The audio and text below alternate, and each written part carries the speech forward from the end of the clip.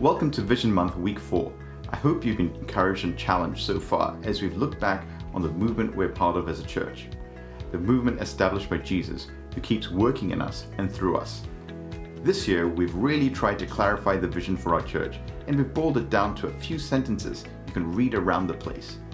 Now, part of our vision statement is that we want to be growing as a church. We mean that in both senses of the word.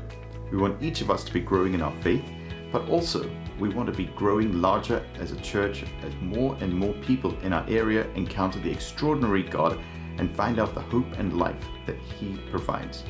To that end, we want 2019 to be a year where we focus on mission. Not simply with mission events, but with taking a good look at everything we do as a church and looking for opportunities to bring those we know and love into this community to encounter God for themselves. We've talked about opportunities with Sunday gatherings, kids and youth activities, but here's one you may not have considered. I want to talk briefly about growth groups here at Toongabbie Anglican.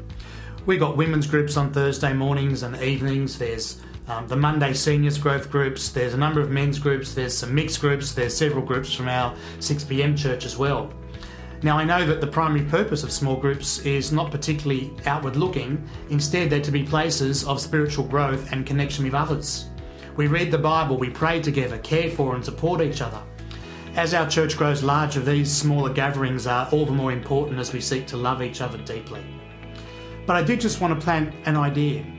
Even in our growth groups, they could be places where we can invite people who don't yet know Jesus. They can come and they can know some people from our church.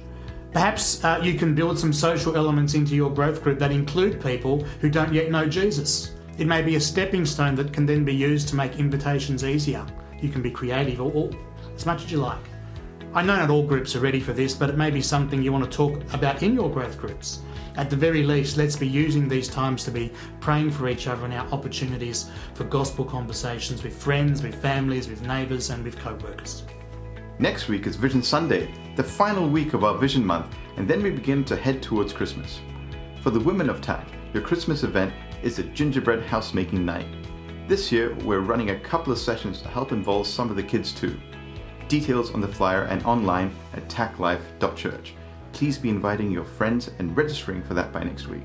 Also, as a church, we'll be running a Christmas festival and carols here on Sunday the 16th in the evening, as well as regular Christmas services. More information to come on these things in the coming weeks. Thanks.